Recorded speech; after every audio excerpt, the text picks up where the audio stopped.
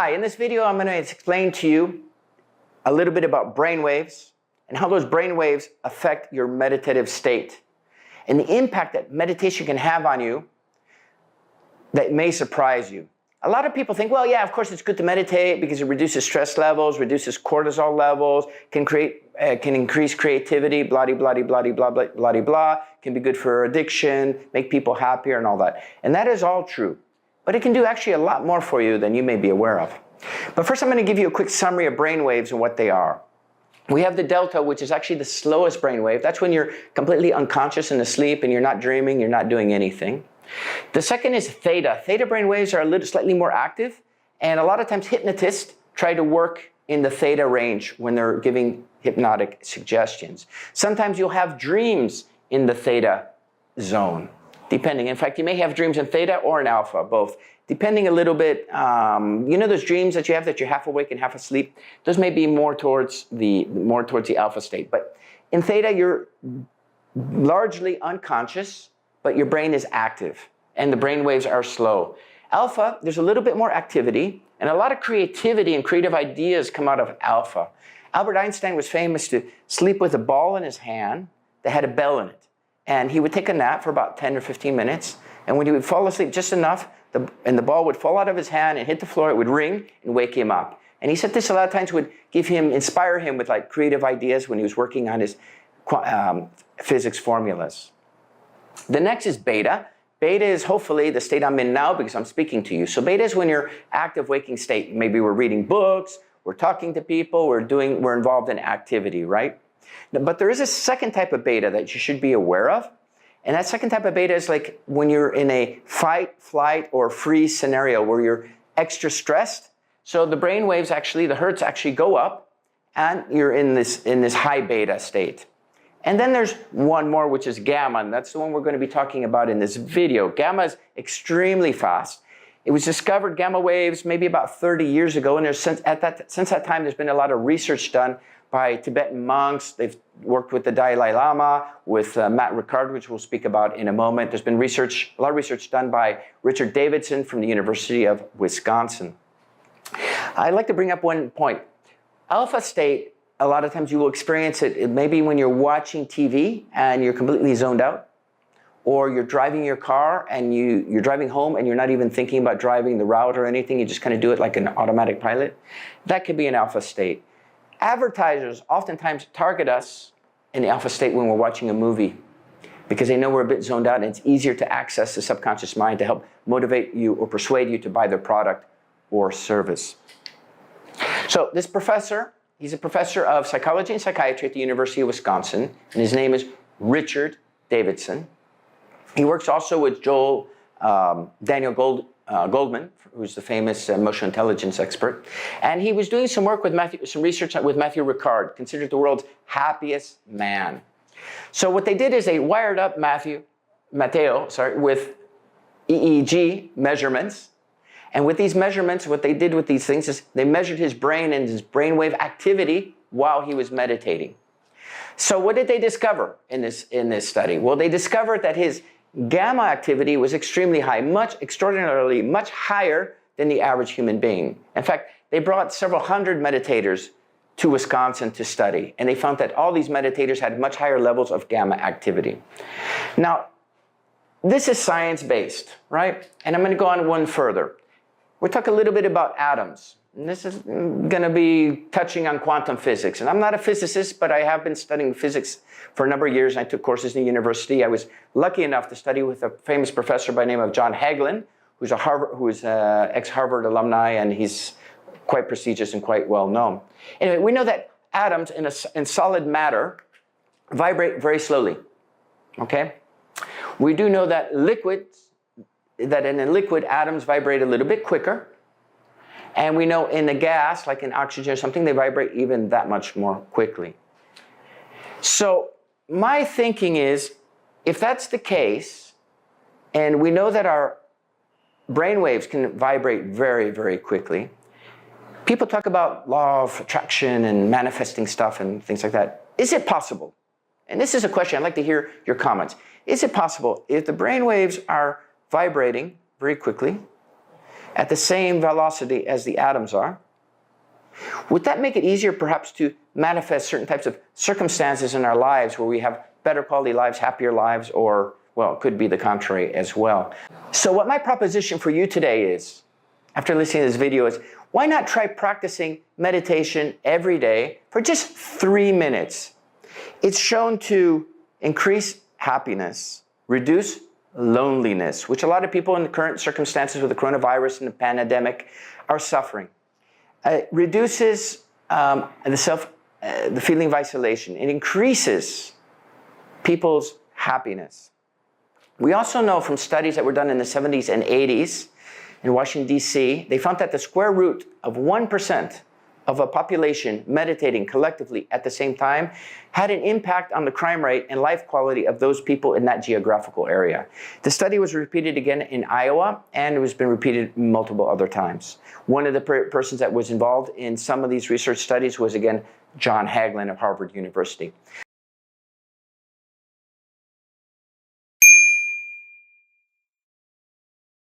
Mindfulness helps slow down our perception of time, meaning there's the past, the present, and the future. And most of us are too busy living in the future or in the past. Personal experience, I'm always planning what's coming up for the next day, the next hour, whatever. And by making myself live in this moment, in this precise second, life is richer. Meaning, the only thing that really exists is this precise second. Tomorrow doesn't exist. Yesterday already happened, it no longer exists. So it's now. So it's all about now.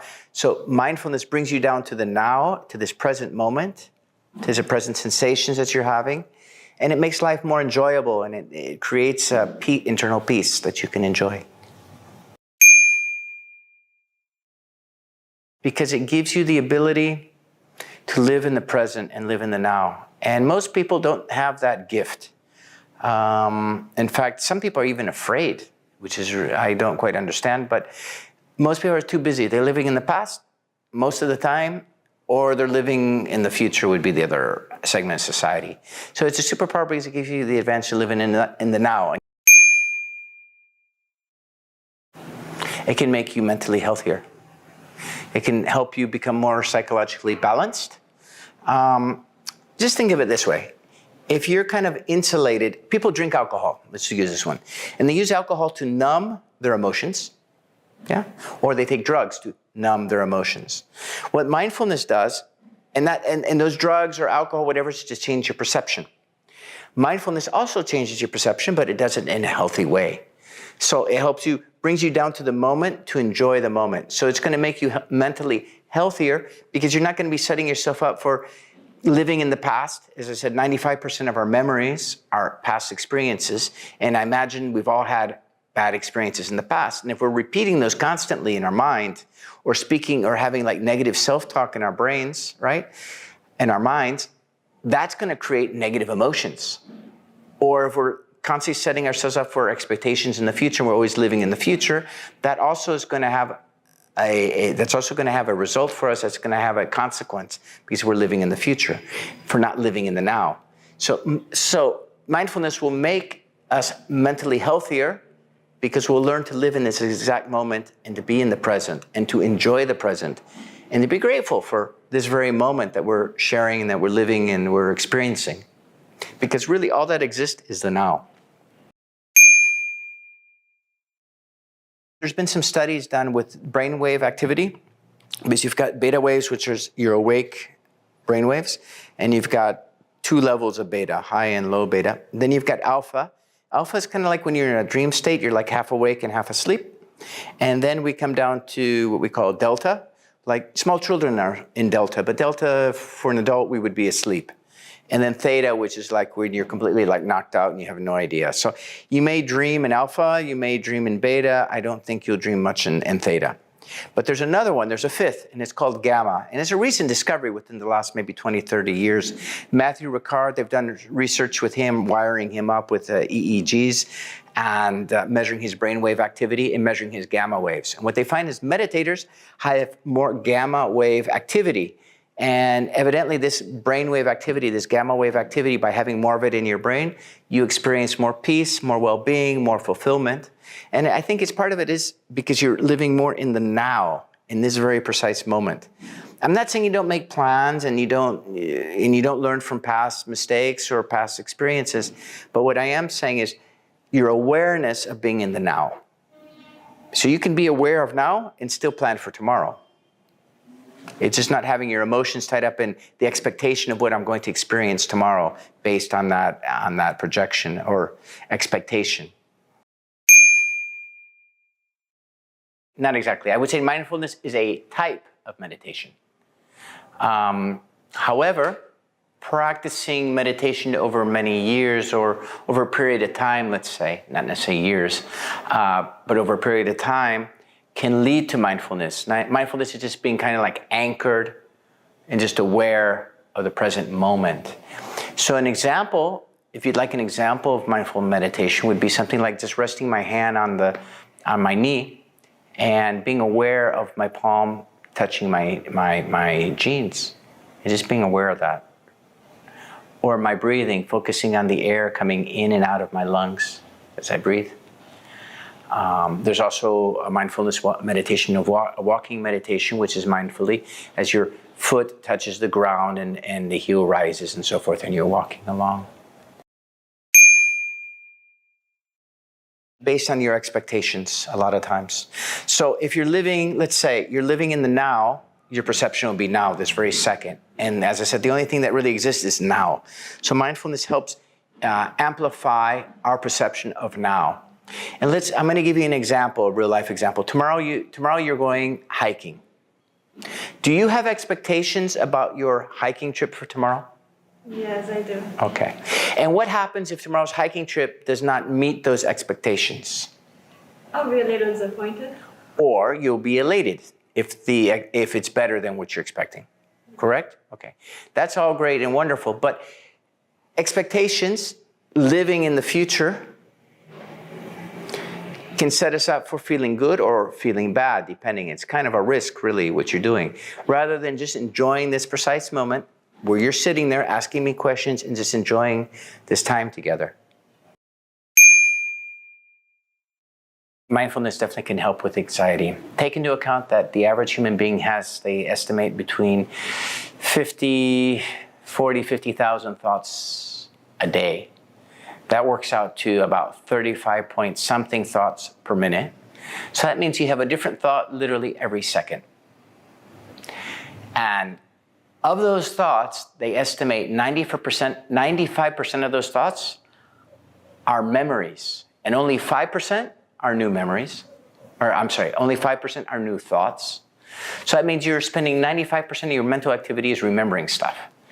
And if you're remembering bad stuff like anxiety, well, mindfulness definitely will slow down that mental activity and bring it down to now. Keep in mind, most of our emotions are created on perception. It's all about perception. It slows you down and lets you enjoy.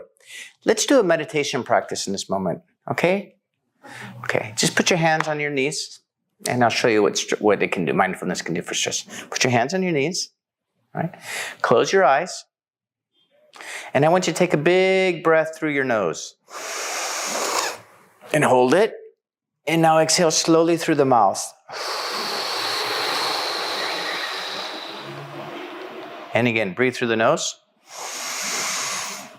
Hold it. And exhale through the mouth.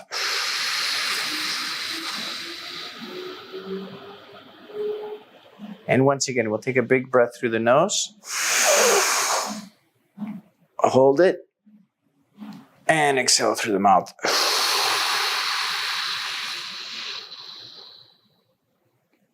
And one last time. Breathe through the nose. Hold it. Exhale through the mouth.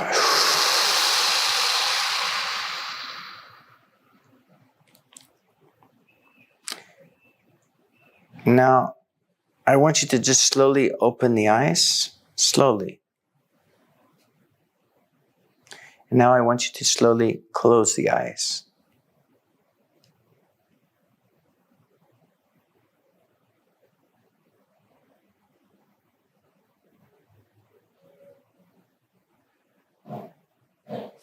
And slowly open the eyes.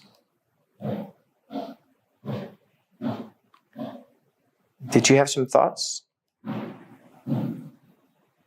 No. You had no thoughts. You thought nothing? I was concentrated in breathing. Ah, so you were thinking about the breath. So did you have some thoughts? Yes. Very good. So this is just kind of an idea. And by practicing these things, we slowly become aware of our own mind and our own thoughts and where our thoughts come from and these kinds of things. It's a practice. It's just like going to the gym. It's just like training. And as you train, you get stronger, you get better, you get more efficient in doing it. Is that cool? Again, think about it. You have 40 to 60,000 thoughts a day. And if you break that down into minutes, that works out to about 35 thoughts per minute, dividing 50,000 by, I think, 1,440, more or less in that area. Let's say 35 thoughts a minute. That works out to about 1 thought per second, 1 thought plus something per second. So again, the human mind, they say 95% of our thoughts are based on memory, and there's only 5% of the thoughts are new thoughts. So if that 95%, a part of that is negative chatter, mental activity, and with mindfulness you reduce that negative activity, what would happen? Well, you would have less of those thoughts that are creating depression within your mind. Good mindfulness exercises would be, for example, one exercise I was taught, or teaches Eckhart Tolle, is putting the hand on the leg, on the knee, and being aware of the palm touching the jeans, or being aware of your breathing as the air comes in and out, and the stillness between the space. It's kind of like the gaps. Another mindfulness meditation is, they call it a walking meditation, and you're mindful as your foot touches the ground and then raises, and touches the ground and raises. Those are 3 mindfulness meditations that come to mind immediately.